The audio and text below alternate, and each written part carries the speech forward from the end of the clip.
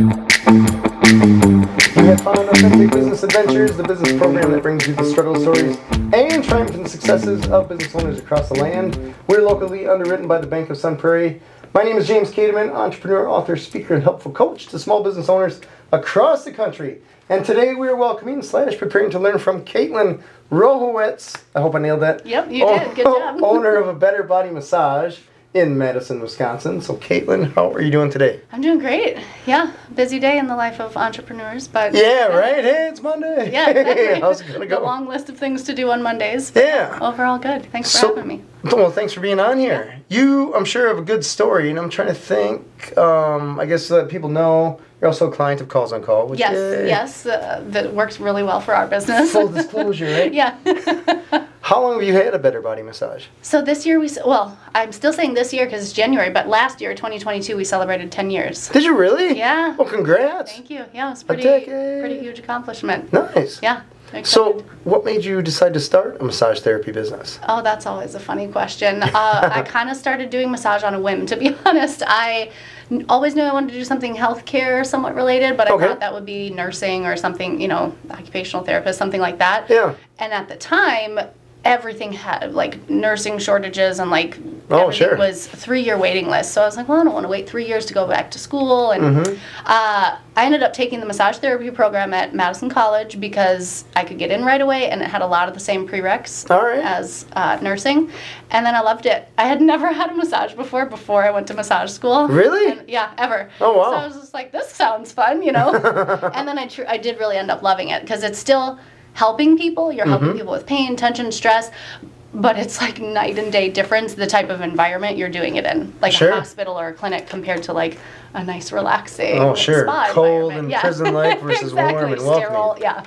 Interesting. So, and then just obviously kind of snowballed from there and turned into celebrating our 10-year anniversary. Nice. Yeah. So when did you first get your massage? Your first massage? So we had a project in school to go receive a professional massage, and we had to do a report on it about how we liked it. Holy cow. Yeah. So I was like, well, that's not a bad homework assignment. I need homework like that. I know, that's right? crazy.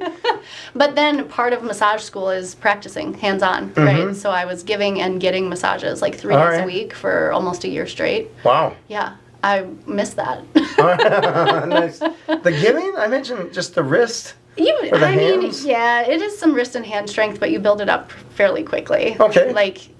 I don't know, it doesn't take long. And then in school you learn how to use your body so that you're not using only hand strength. Okay. You'll see the smallest, most petite person and they can just give a ton of pressure. And it's just because we learn how to use our core and our legs, and it's not just about, strong hands are important, don't get me wrong. Right.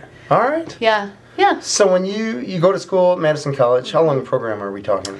It was, I think, 10 months at the time. It was a certificate. Okay. So that was part of the reason I did it, because I was like, it'll be short, and then I'll go back to school for nursing, and I never did.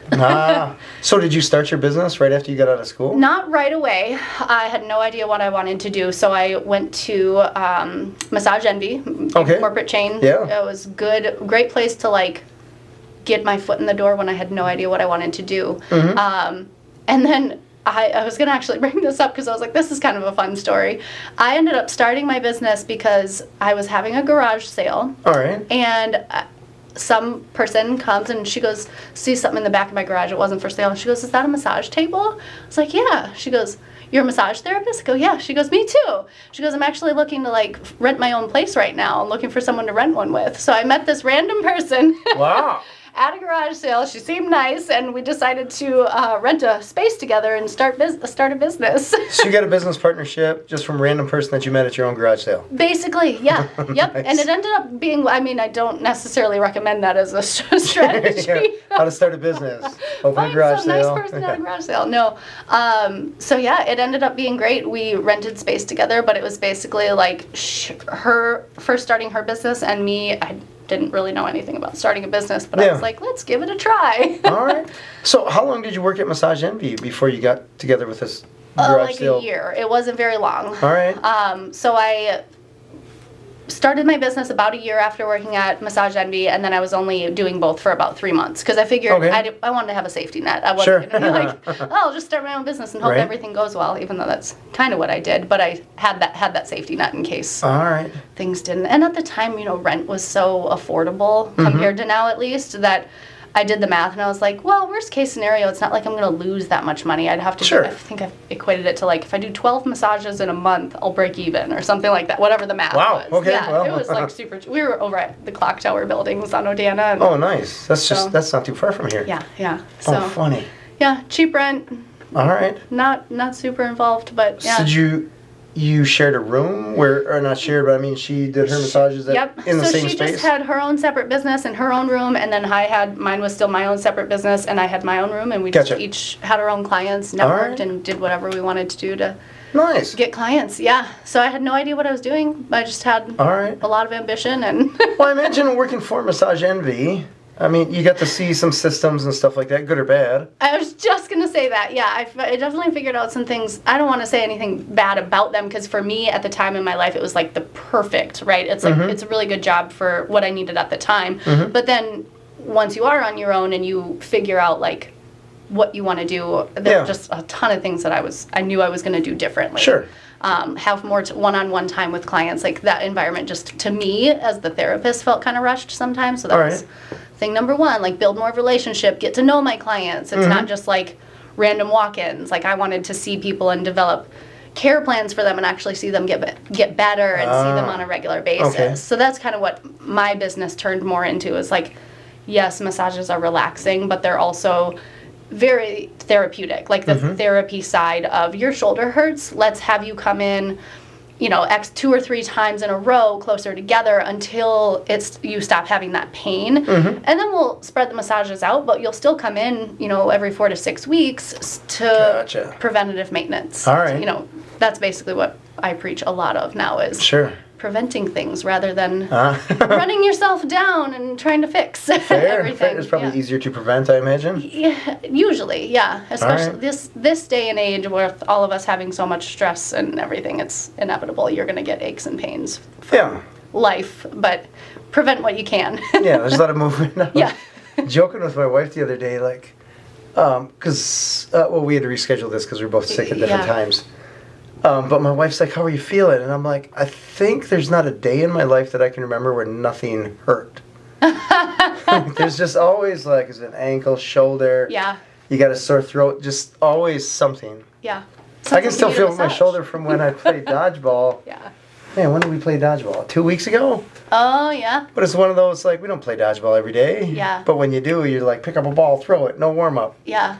I also tell people that's like, I hear that a lot. Like clients will tell us like, oh, it just seems like, and I don't know if they attribute it to just getting older, like everything hurts. But yes, like things do get harder as our bodies age, but also things start to accumulate over time. Okay. So tension that goes unresolved, your body compensates. If things are tight in your hip flexors and you start to bend forward at the waist, well, your body's not going to let you walk like hunched over in your 30s or 40s, right? You're going to stand right back up, but then it's going to arch your lower back and create a different issue. And so, our bodies are kind of incredible the way we compensate, but I can't tell you how many times people say, oh, I just woke up with this pain. And to me, that signals, you probably didn't wake up with it. It's been building because you haven't necessarily been doing everything you could to take care of yourself. Sure.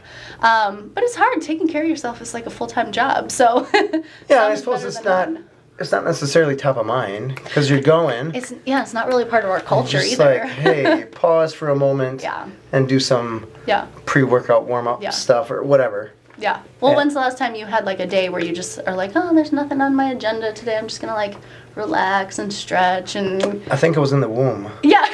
It wasn't recent. Yeah. I mean, I don't think if I ask any business owner that, they could like remember a day. No, even I had one of my employees, when I told them that I was sick, so I'm not going to be on the Zoom, whatever. They're just like, oh, just take a day. And I'm like, yeah, that's not happening. That's not a thing. No. No, I will just do what I always do and just pretend it's not a problem. Move on with my life. It doesn't exist. Yeah, no. I just had a baby in May, and people were like, well, how long are you going to take for maternity leave? And I was like, well, that's kind of a weird question for me because I own a business. Right. So technically I'm not going to be there every day giving massages, but I never actually took a maternity leave. Sure. Like, we moved into this space the same month I had the baby. And did you really? He was 3 days old from the hospital, and I came in here to check how the paint was going. Oh, that's awesome. So my husband's like, "Are you sure you want to do this?" I'm like, "Yeah, they better not mess it up." Right? And I think they did a great job. So you scheduled the move, right? It wasn't like a spontaneous light switch thing? Yes and no. So the clock tower buildings, we were there the whole time up until May, so almost 10 years. Holy cow. We got the word that they were thinking about demolishing the buildings. They just didn't have a timeline. Wow. And so basically what was going to happen, they kind of snuck in there when people renewed their lease that at any time they could give you 90 days notice to vacate. And I was like, well, I don't want to be stuck in that situation where all of a sudden I have a newborn baby. Right. I have to find a place to move and move my business in 90 days. So I was kind of proactively looking.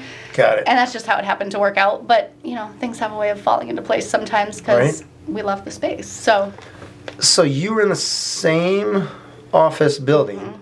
Was it the same office? Yeah. So the person who I originally rented with, she just kind of moved on to different things. At one point, her partner got a job in New York, and they moved. Now they're back in Madison, but she's not really massaging anymore. So that's when she moved is when I hired my first other massage therapist to do massages, like my overflow in her space. So garage sale lady moved on. Yep. Moved on in like a few years, or how long were you guys? I think like 2 years. It was yeah. Looking back, everything kind of like blends together the years, but it's tough. Yeah, I get it. Yeah, but yeah, so she wasn't there for too long, and so she was all worried about breaking her lease, and I was like, no, I'm super busy. I could use another room, and I'll just hire someone. Wow. So yeah. All right, so you take over her half of the lease, whatever. Yep. Now, I love talking about employees because I don't feel so bad then.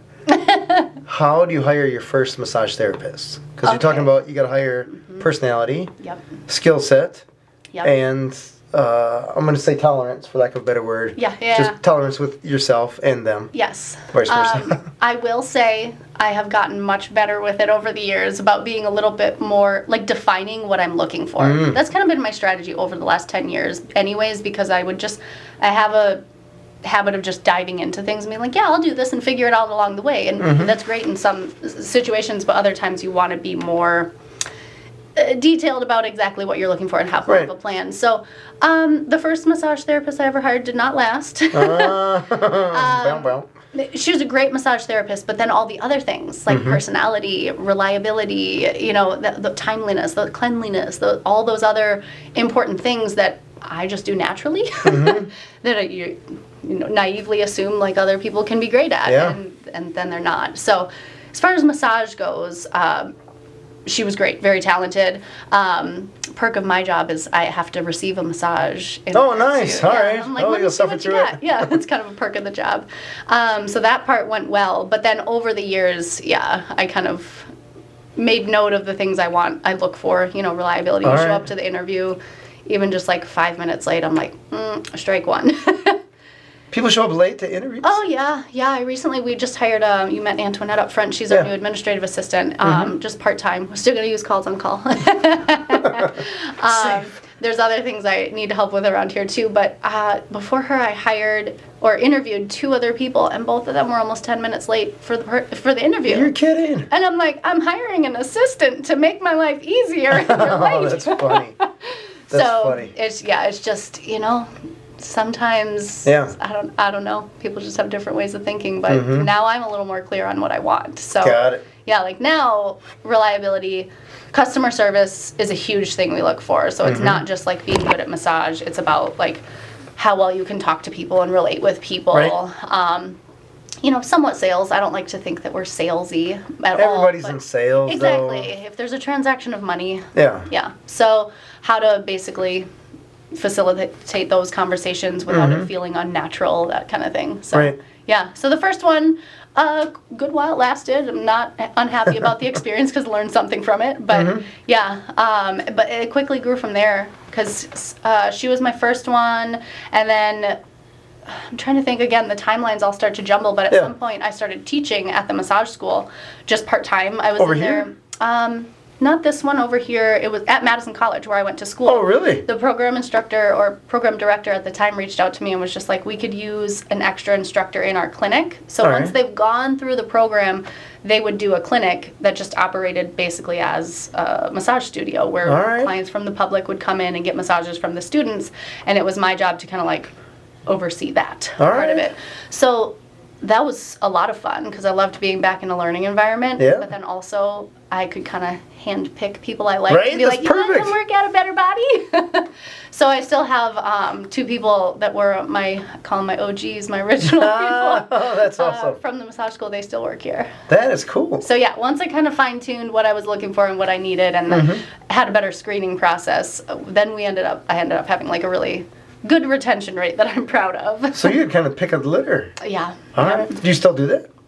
Massage school is unfortunately closed now. I do. Oh, it is? Well, Madison College is. There's still East, West, and Aveda in Madison, but they're very sporadic with their programs, so there's just not a lot of massage therapists entering the field. So, like many places. Is that a universal thing, or is that a Madison area thing? You know, I think it's both, but Madison in particular is really struggling with it. Yeah. Do you have a reason why, or?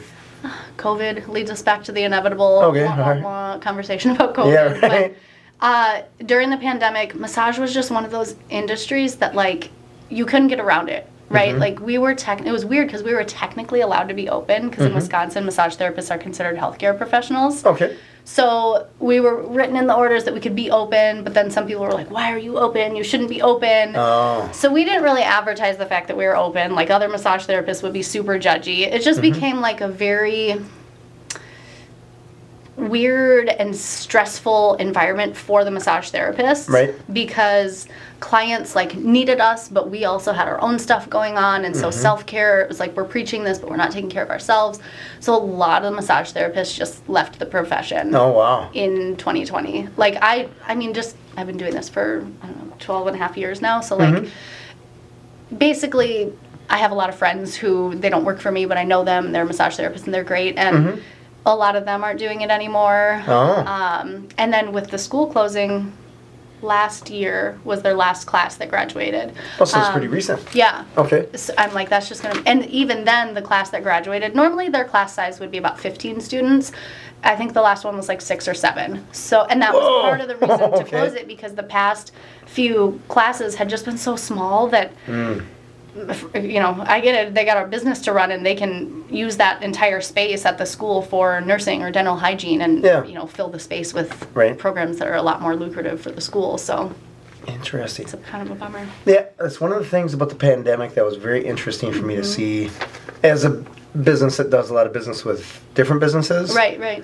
The way that different business owners reacted to the pandemic and it's changing every day. You read the news and you're like, what's the problem now? Yeah. It was very interesting how just the range of how people reacted. Oh, yeah. And some just close up shop, board the windows, game over. Yeah. And others are like, let's figure this out. Yeah. And others are like, sit and wait. Yeah. And it was a weird... It was. And I feel like every industry was a little different, too. Like, totally. Certain industries, it's super easy to just go work from home. Our industry literally can't do that. No. I saw some like funny videos where people were like attaching like blown up rubber gloves to the end of a broom handle and like standing 6 feet away from the massage table, like massaging people. But it's just a hilarious way to look at our reality of like, yeah, we can't keep 6 feet from you giving you a massage. Right. Then for a while, like, both people were supposed to mask, but, like, some people were cool with that and other people didn't want to mask. So we have the trouble of navigating people who came in here and, would freak out and didn't want to wear a mask at all and, like, were offended that we were wearing masks. Right. And then we'd have people on the complete opposite side of the spectrum that would, like, freak out if you, like, pulled down your mask to take a sip of water. Right. So it's just, like, you can never please everyone, but you have to just kind of do what's best for your industry for the most amount of people. And that included my staff. Like, I had some staff that just weren't comfortable working, and I didn't force them to, because we were pretty slow anyways. Sure. And so I was like, we can handle the client load. Like, that's your decision, basically. Right. But yeah, it's weird to navigate all of that from, like, as a business owner, right? Because you're on top of the client side, but also, like, managing your staff and your people and making sure they're happy and comfortable and want to come back when it's all over. Right. Yeah. Whenever that's going to be. So yeah, it's just light switch. It's all done. Yeah. I kept waiting for that headline. I know. Right. Yeah. It's all done. Oh, that's funny. The bars are open. Yeah. We're good. Right. In Wisconsin, that's all people needed to hear. Right. That's it. That's it. You know, that is when I figured that the whole pandemic thing was more of a big deal than I was thinking it was. Yeah. When they said that the bars were closed. Oh yeah. I'm like, wait, what? We can't even drink. You closed the bars in Wisconsin? That's Right. not even a thing, is it? Yeah. So apparently it was. Then we knew it was serious. Yeah. Then I was like, okay, let's just take a look at this again and see what's going on. But yeah, it was very interesting. It was still, I don't know. It's just interesting how different people reacted. Yeah. And how not only how they reacted, but then how it changed those industries, whether for good or for bad, but right. Forever. I mean, like going forward, like people just do things differently. And I think some good things came out of it, and then some, there's some. Yeah. I think it made people take a better look at their policies, and like when you're forced to make changes, sometimes those changes can be good, and you're like, oh, we've been thinking about doing this anyways. Right. But yeah, with the massage industry, I think the biggest strain it put is like on hiring for us. Yeah. All right. At this stage, at least in the pandemic, I will say. Yeah, that's so funny. It's gone through phases. So your customer base, has the volume of people looking for massage grown? Yes. Oh my gosh. So that's like after we were, I would say around September of 2020.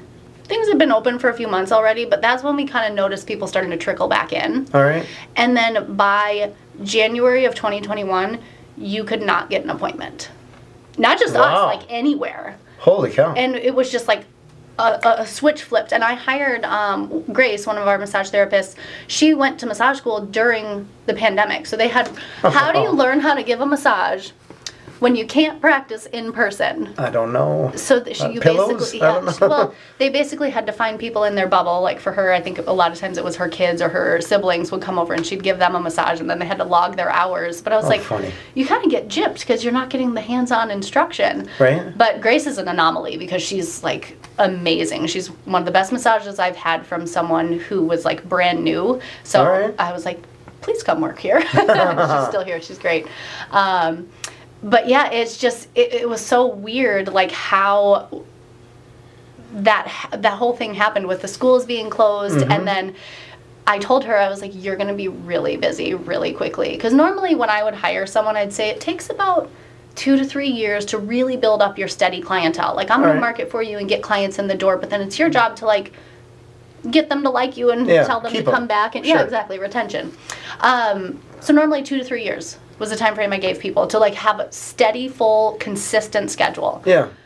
Took Grace 3 months. Wow. Okay. Yeah. So and it's been like that since then. Like people, Antoinette up front was just trying to get 2 people scheduled, and we're scheduling into like mid-March right now. Mid-March? Holy cow. Yeah. So we're booking like 2 months out on average right now. Holy cow. So it's great. Like I said, good things have come from it. Yeah, right? So it's interesting how the, I guess, demand has gone up and supply of therapists has gone down. Right, and that's the stress part of it. Like, it's a good problem to have because all the people who are here are super busy. Right. But then we have clients frustrated, like, I can't get in. Like, well, yeah, sorry. I don't know what to do.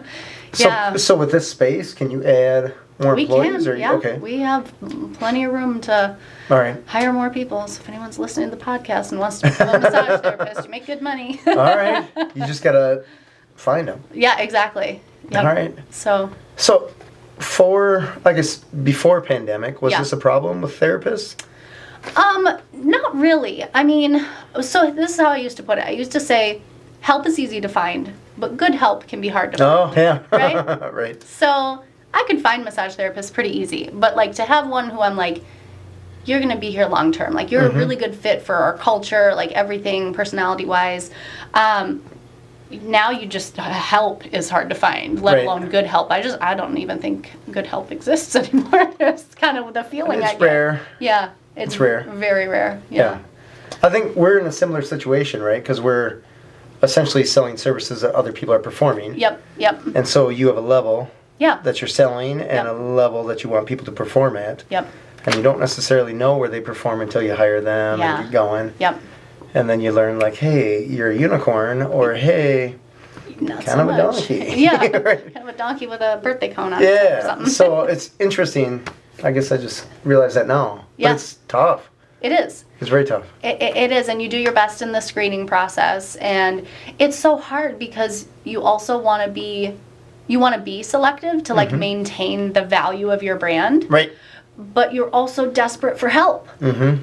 So it's like you're literally Do you lower the bar? right, and then but I learned fortunately before that like if you lower the bar, although it solves your more immediate problems, it just adds more problems. Right.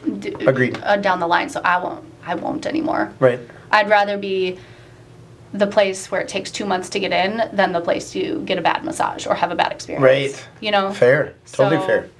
Unfortunately, I'm just still dealing with that struggle. I get it. Yeah. Yeah, we tried to lower the bar a little bit, and it was a train wreck. It doesn't go well. No. Right? It just doesn't. Unfortunately, it's like you'd think, like how I was when I hired my first person, that people, they can learn, they might not be the most personable in the beginning, but they'll pick it up easy. It's like, no, they don't. No, you can't train personality. No, as much as exactly. you'd love And to. that's what I've learned too, is like I can teach massage. Like if you're mediocre at massage, I will work with you hands-on and make you fantastic. All right. Right? But I can't teach you to have a good No. personality. That's funny. That part, I'm sorry, you're on your own. Nice.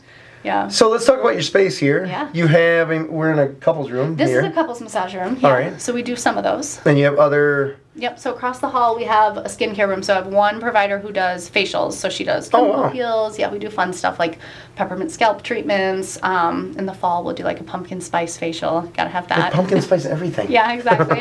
It's obligatory. And then in the back we have 6 massage rooms. Oh, wow. So there's 8 of us right now, but massage therapists don't do 40 hands-on massages a week. So most No. people are part-time. Gotcha. So that's why I was like, probably in the space we're in now have the space capacity to about double in size. Oh, wow. Well, that's Yeah. still a healthy room. Yeah, yeah. All right. So it's nice. Basically, everybody has their own.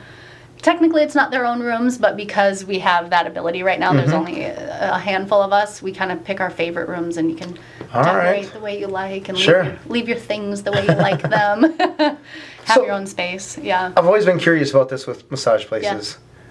Sound, I imagine, is a problem Inevitably, yeah. because massage is Yeah. quiet, generally Yep. speaking, but when you're in a shared space Yep. or there's people, traffic, whatever. Yep. I mean, it always seems to be a fire truck anywhere. Oh, I know. Yeah. So there's not really a great way around that. You just hope your clients are like so relaxed that I call it massage drunk. Oh, When nice. they're just like half in an awake state and half out, where you All right. aren't as aware of like external noises. Okay. That's my hope. But yeah, we do everything we can to like minimize the sounds. But yeah, if an ambulance goes by on the Sure. street outside, we can't control that. Right on. But we have music playing in the rooms. This room, not because we're talking, but Yeah, right. and then we also have white noise machines, like don't. Oh. Yeah, so that kind of helps drown All out right. a little bit. And All then right. we also dim the lights once you get further back into the space, so it's kind of like a visual signal to lower your voice. Oh, nice. More of that. Clever. Yeah, and it works. It All does right. work. Yeah. Nice. So- What have been some of your biggest challenges with the massage business in general? I mean, besides employees, I suppose. Yeah, That's a big one. I'm like that we haven't covered yet. COVID, hiring. I think just figuring out like retention. Everything Of else aside. employees or clients? Employees. Okay. Clients tend to we have a service luckily that people want, right? Like it's not like we're not doing your dialysis. We're not forcing you to come get like a MRI, right? Sure. Like we're giving people a service that primarily they enjoy. So we Right, don't have well, I to hope like right, exactly. We don't have to like twist your arm to come back in. It's more so like getting people to understand the value of like long-term massage and how important it is for your wellness. And so a part of that is people get attached to the massage therapist that they see. Yeah. So like when I went on maternity leave, I was trying to ask a lot of my clients, like, what do you really like about my massage specifically that I do? Oh. So that I can have you see whoever I think would be a good fit then.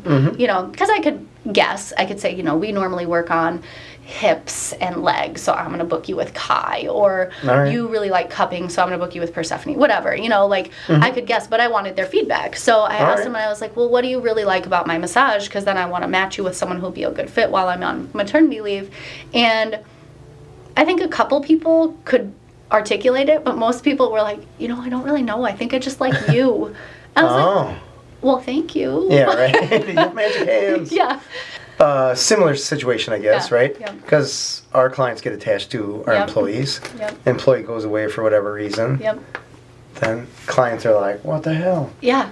And we're like, sorry, people don't last forever. Yeah, it's unfortunate. Like, it just happens. It's like life. Yeah. It's not anything people generally plan for. It's like no. Some people move, or people decide they want to do something else with their life, or you know, it's just it's life happens. Yeah, people exactly. come, people go. Yeah. It's funny that you mentioned the hair thing, because I had the same hair person for, oh man, I bet it's 12 years. Yeah. And then COVID came around, and they're like, we're closed, right? I mean, not permanently. Yeah. But just like, but then you're hey, like, we're closed. right. So then, like, okay, well, I'm not going to grow my hair out forever. Yeah, yeah. So I find someone else, and then that someone else became my go-to. Yeah. And that's how it goes sometimes. It's like, it's not the intention to, like, leave, right? Yeah. You weren't unsatisfied with the services you were receiving. It was just how it kind of worked out. Yeah. Yeah, so we've definitely had that happen too. Like, whenever someone leaves, you know, we have someone who went back to school, and she's just going to do school full time. So we called all her clients, and we said, you know, it's really important to us that you get matched with someone who you're equally as happy with. Tell us a little, you know, we reviewed your file, and if you want to tell us anything else about what you really liked about that provider, we'll happily, like, recommend someone. You know, some people rebook, others are like, I'll just wait, and I'll go book online, and, you know, it's like, it's unfortunate, because, you know, those people are like, I'm going to see if I can get in somewhere else, but to be honest, what did happen with a lot of those people is, all of a sudden you see them trickle back in, because they can't get in anywhere else either. Okay, all right. So, yeah, it's the name of the game, but retention is always a struggle, but, you know, I'm aware of that, too, so it's really important to me. Like, I think when you enjoy your job, you're going to provide a better service. I would hope so. Yeah. Right. So, like, if you're happy here, you're going to, that, like, pours into your clients. Your energy is better. You're in a better mood around them. So, naturally, you're just going to do a better job, is my philosophy. So, I do work really hard to, like, make an environment and provide a space that, like, they're happy with. All right. Like, I feel like I'm a pretty cool boss. No, I do too, but sometimes my employees tell me otherwise. I know, right? Not recently, but yeah. Yeah, I mean, you can't be perfect for everyone, but yeah. I spend a lot of, like, one-on-one time with them. Like, we do a lot of learning trades, so it's usually a group of 3 where, like, one massage therapist will get on the table, and the other massage therapist will start giving them massages, and we'll work on new techniques, and I'll give my feedback. And I'm great at certain things. I'm not an expert in every single massage technique ever invented, but it's also not my agenda to completely, like, change the massage that they're doing. It's more so to, like, pick up what they're already doing and enhance it, right? Like, you could probably get more pressure if you come at it from this direction, or how about if you, you know, change the direction of your pressure this way, and that'll, you know, help avoid the, like, choppy flow, or, you know, whatever, just kind of giving them, like, live feedback, which you really don't get anywhere else. No. And I think that's one of the things that, A, makes us unique, but then B, helps them, like, be happy here, because longevity of massage therapists, even if they want to do it forever, the average burnout rate is like 3 to 5 years. And that was a statistic before the pandemic. 3 to 5 years. Yeah. So you go to school for almost a year, and now you got 3 to 5 years, and then you're... Because people burn themselves out. You know, I mentioned before. Like, physically? Like, yes. It's pretty physical. Like, most massage therapists, like, doing 5 massages in a day is a lot. So, I imagine. Most people do that 3 to 4 days a week. So you're doing like, we'll just say 20 massages a week is like full time for a massage therapist. And then even after that, you're tired. So most people have to try and either A, figure out how to do more massage, or, and then they burn themselves out, or B, try and figure out a career that's flexible enough to do both part-time, and then they get frustrated. And, yeah, so I think it's a little bit of both, like physical burnout, because they're like, well, in order to, like, do enough hours that I need to do, I got to work 36 hours of hands-on massage each week, and then all of a sudden you got carpal tunnel or tendonitis or frozen shoulder. Yeah, it's just they literally physically burn themselves out. Dang, so all right. yeah, anytime I see my team in the break room and they're like, massaging themselves, I'm like, are you okay? What do you need? Did you get a massage? Have you been to the chiropractor? Like, are you taking care of yourself? Did you try some cupping? Like, I'm just on top of them because their health is the health of my business. If they get hurt and they're not taking care of themselves, all of a sudden we have like 2 months worth of clients to reschedule that are already mad because it took them 2 months to get in. Oh, nice. Yeah. So. Got it. Yeah. So when you said something earlier about when a new employee comes on and they give you a massage. Yep. I'm just thinking, how weird would it be to give the boss a massage? Oh, it's so funny because I know they're always nervous. Okay. Always. Hands are shaking. I have had one. Yeah, I've done very few interviews that I haven't hired because I do a preliminary screening interview. All right. Like a Zoom call, and it's basically interviewing your personality. If your personality is good and you pass interview number 1, then you come in for the hands-on. I think it would be nice for me to just do the hands-on interview because then I'd get more massages, but then I got to shut more people down too. So if you make it past the first interview, then you come do the hands-on. I think there's only been like one person that gave me a massage that got to the hands-on portion. I didn't end up hiring them. Oh. Because it was that bad? Really shaky. Oh. Yeah, it was bad. Sweaty palms. Lots of sweat. All right. It was not good. And I was really disappointed. I felt bad because, like, personality-wise, I was like, oh, I thought this was going to be so great. And then it wasn't. Oh, no. So, yeah. But most of the time, people do great. You know they're nervous. Sure. I try and think back, but it's been a while for me. Like, I only ever had one massage job, right? Massage. Oh, wow, sure, okay. So I only had to do that interview process once. Like, some people have had to do it multiple times until they land in a space that they're happy in. All right. So, I try and think back to how nervous I was, but to be honest, I don't remember. I'm sure I probably was. Sure. But, yeah, they fight through it, and I can kind of tell by their touch. Like, in the beginning, maybe first 15 minutes of the massage, you can just tell by their energy in their hands and that they're a little nervous. And then as things kind of get moving and they get into their rhythm, they're like, oh yeah, I know how to do this. Oh, nothing to it. Okay. Yeah. And so it usually ends well. Sure. Yeah. And I try and just kind of let them do their thing. And like, I don't usually give a ton of feedback to them in real time when I'm getting an interview massage. All right. Because I'm like, I just want to see their natural, like, how they would do it. All right. Because I think most clients don't naturally give a ton of feedback. They don't know what feedback to give other than no, I never know what to say. Or go, yeah, exactly. Yeah, stop killing me. Yeah, I want exactly. to say sometimes, but it's too much or it's not enough. And even sometimes then people choose not to say anything. Yeah, I just tolerate it. Yeah. My wife and we got a couples massage. Oh my gosh, I think it was last year, whatever. And I swear that the woman that was massaging me was trying to push my spine through my stomach. Did you tell her you wanted deep tissue? No. No? No, it's relaxing, just chill. This is just chill. Oh, jeez. And my wife was laughing so hard. Because she, of course, had the best massage in the world, right? This angel massaged her. Right? Like, she was like, James, I'm leaving you for this dude. Whatever. And I'm like, I can't get my spine out of the bed. Yeah. So it was so funny. And I was like, she's like harder, softer, right? And I'm like, way softer. It is, but it's hard to, like, know what, as the client, like, you're not a massage therapist, so it is hard to know what type of feedback to give sometimes. Right. And then there is a little bit of that, like, well, it doesn't really feel good, but I don't want to hurt your feelings. Yeah, I was timid. I was just like, it's fine.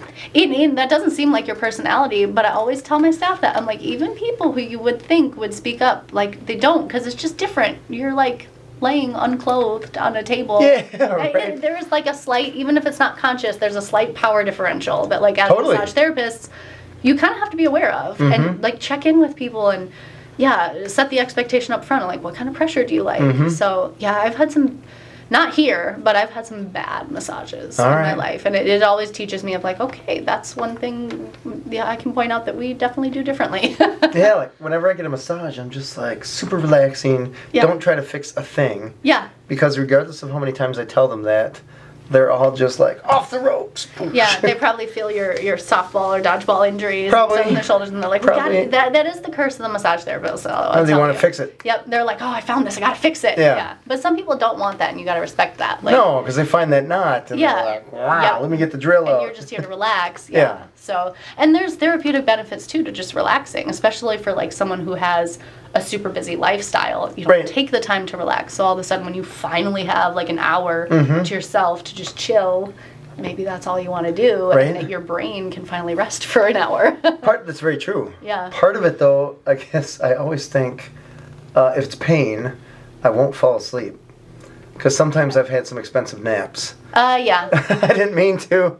Yeah. But you're just like, oh. It's still working on your body. You're just not conscious of it. So you feel like you missed it. Yeah. All right. I've heard that before. I totally feel like I missed it. Yeah. And I feel like I was probably snoring, just annoying the person. Yeah. I always tell people if you fall asleep, it's almost like a huge compliment to us, though, because is it really? It gets your body out of the like stress response. Like for you to feel relaxed and calm enough to fall asleep during a massage, like you're in total relaxation mode. All right. Like that's what your body needed. Okay. Even if you're not conscious of it. Like I do have some clients who are like, no, if I fall asleep, you wake me up. I'm like, what do you want me to do? Just like give you a little shove? Like, right. I don't know. It's just but yeah, I have some people who are like, I don't want to miss it. And then I have others who are like, I'm sorry I fell asleep. I'm like, no, that's what your body needed. All right. Yeah. Everybody's just different though. But at the end of the day, that's why you do, like every single client that comes in our doors, we'll do an intake with them. So we'll sit down and say like, anything bothering you today? What kind of massage do you want? What body parts do you want worked on? What do you not want worked on? Because some people are like, oh, don't touch my hair. Don't touch my feet. Sure. Fronts of my knees are ticklish, like whatever.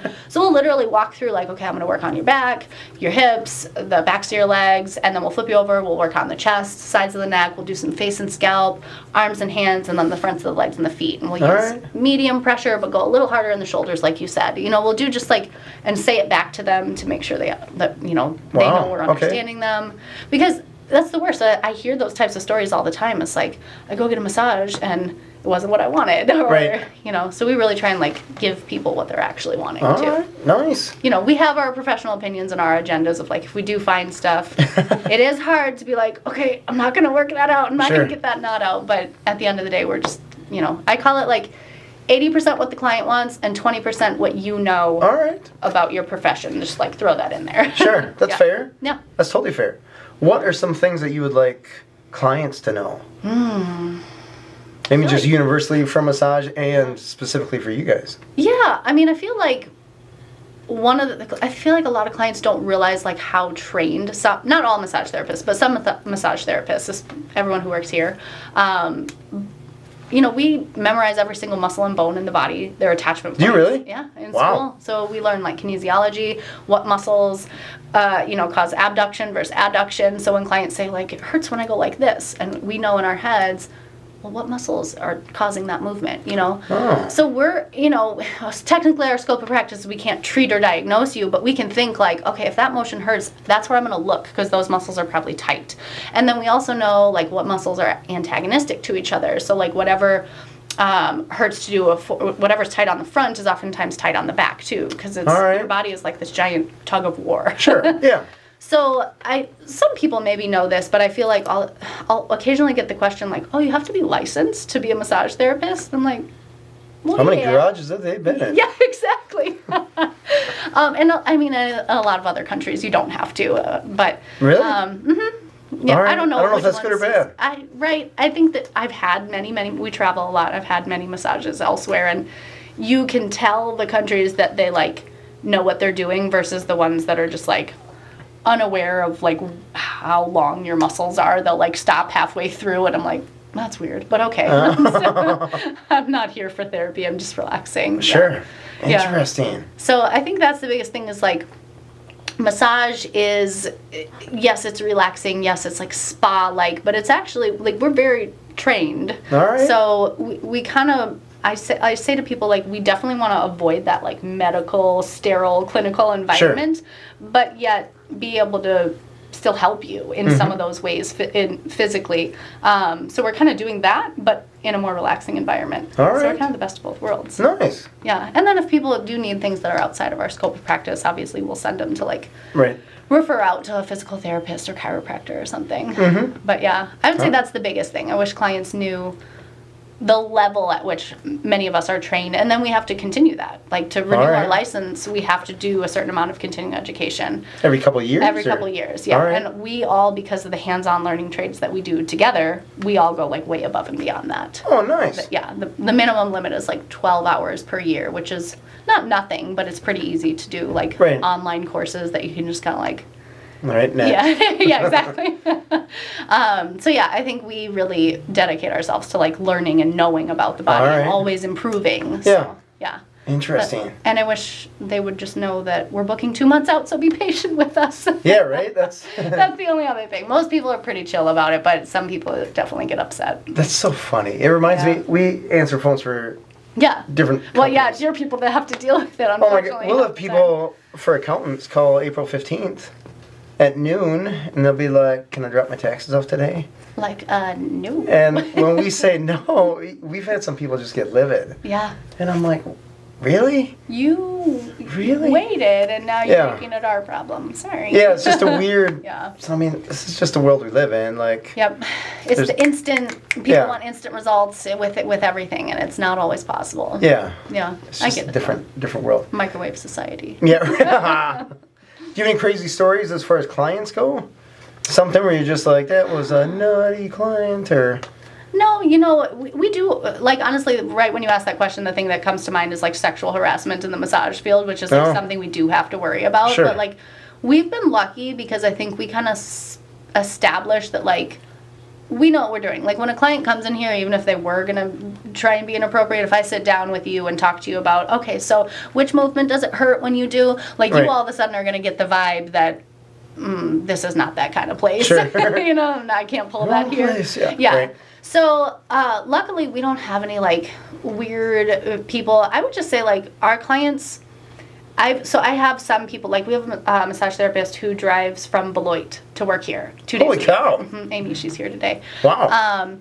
And she also works at another place that's closer to home. And I recently asked her, I'm like, how do you like it here versus your other place? And she goes, our client, well, she likes it here, but she said our clients are just different. She's like, I don't know if it's Madison or what it is, but just like, I love my clients here. I can't bring myself to, like, not work here and not see them. All right. So, yeah, we just, like, we have the best clients. I don't know if there's, like, one specific scenario or example that's happened, but, like, our people are great. They support us. They'll come to, like, our customer appreciation events. Yeah. And, yeah, I had a whole spiel at, like, our 10-year anniversary party.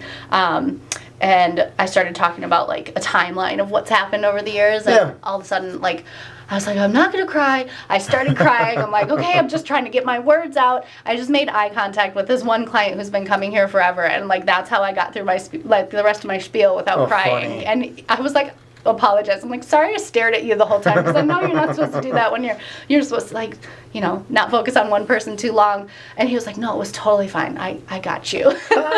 That's awesome. Yeah. So I don't know. We just have the best people. That's incredible. Yeah. Yeah. It's so interesting that you've been in essentially 2 offices over the course of 10 years. Yeah. Which, I mean, we've been in, I don't even want to count. It's been a lot. Long time. It's been a lot. Yeah. Because you always, like, the next thing. Yeah. The next thing. Yep. Or landlord's lame. Or... Yeah. Or we had one where they started doing nails next door. Oh, yeah. And then the crew starts complaining about the smell. The smell is really strong. Yeah. I don't know much about nails, but... We don't do them here for that reason. All right. Yeah, not cool. So it's just interesting. You gotta just... I mean, I think we've... when you say stuff like that, I think in part we've just gotten lucky. Sure.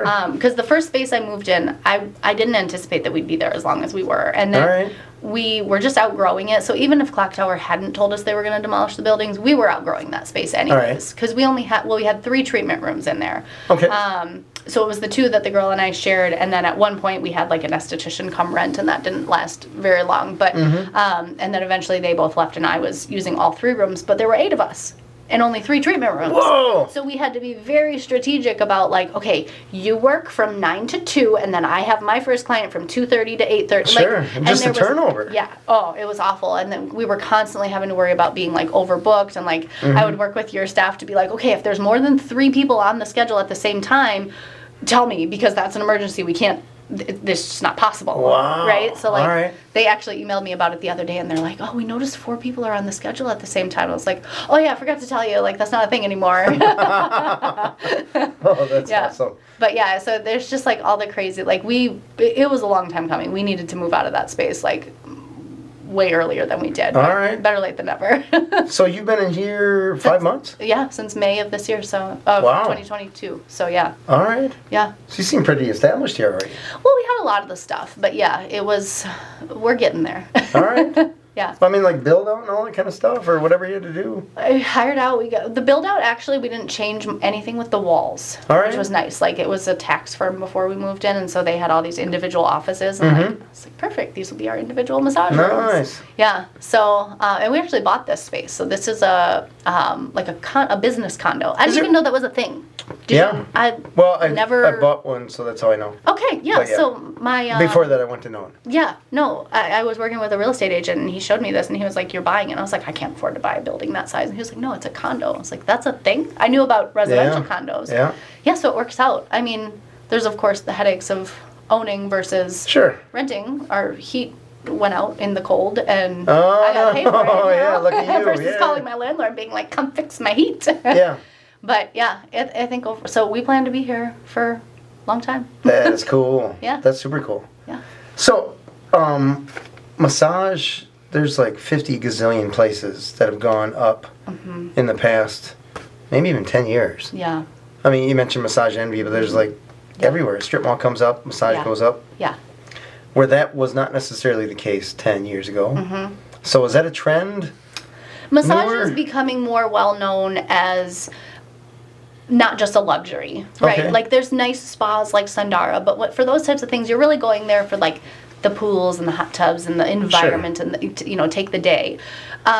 It's becoming more well known to get a massage for pain and for tension and to like help with that. Like, you can still come relax, and there's, like I said, therapeutic benefits of that.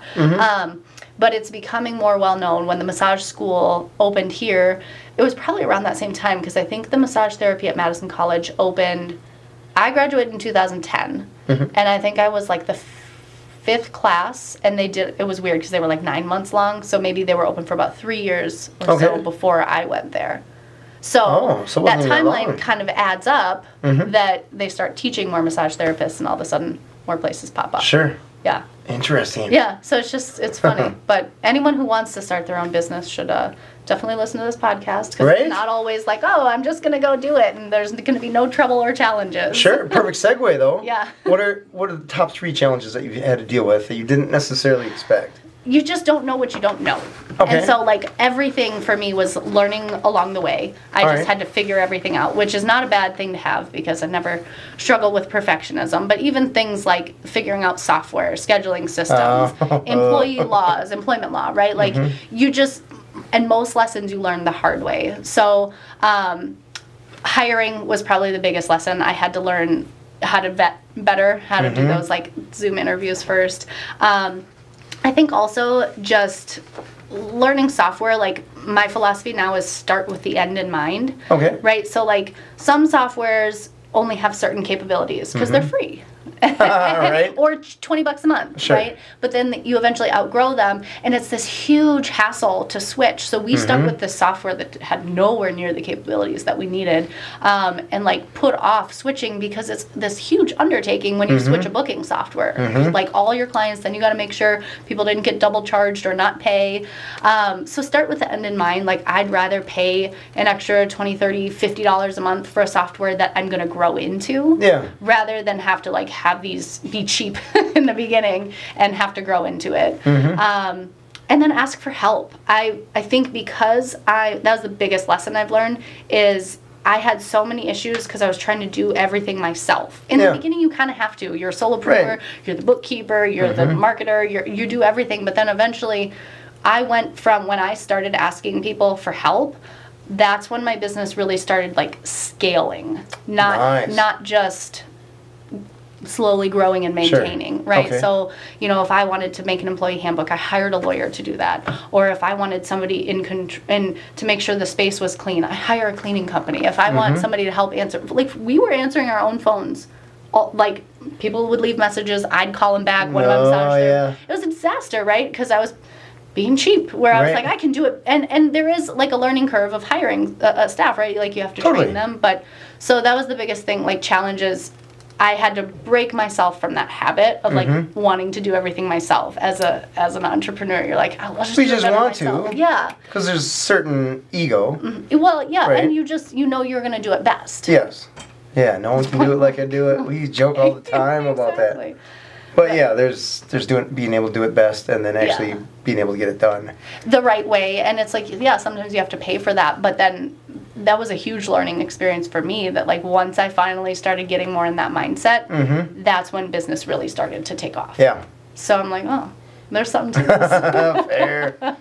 That's awesome. Yeah. Well, Kaitlin, thank you so much for being on the show. Thanks for having me. This is awesome. You have a cool space. Great conversation. Thanks. Yeah, you'll have to come get a massage. You sound like our perfect client now. Well, a relaxing one. Yeah, relaxing one. I will totally do that. You know, I was just thinking on the way here, I thought, when was the last time I got a massage? It's probably with my wife and the woman that tried to kill me. No, yeah. Okay, we'll change that experience. Yeah. At least as far as I know. This has been Authentic Business Adventures, the business program that brings you the struggle stories and triumphant successes of business owners across the land. We're locally underwritten by the Bank of Sun Prairie. If you're listening or watching this on the web, if you could do us a huge favor, hit the big old thumbs up, subscribe, and of course, comment below. Let us know how your massages have gone, how you wish they'd go, and I don't know, whatever else you want to know about starting a massage business. My name is James Katerman, and Authentic Business Adventures is brought to you by Calls on Call, offering call answering and receptionist services for service businesses across the country on the web at callsoncall.com. And of course, the Bold Business Book, a book for the entrepreneur and all of us, available wherever fine books are sold. We'd like to thank you, our wonderful listeners, as well as our guest, Kaitlin Rohowetz, owner of A Better Body Massage. Well, Kaitlin, I didn't ask you website. What's your website? MadisonBetterBody.com. MadisonBetterBody.com. Yep. And where can people find you address-wise? We're at 6515 Grand Teton Plaza. So we're right off of like Yellowstone and Mineral Point Road on the west side. Perfect. Yeah. The place to go. What else we got here? Past episodes can be found morning, noon, and night. The podcast link found at drawincustomers.com. Thank you for watching. We will see you next week. I want you to stay awesome. And if you do nothing else, enjoy your business.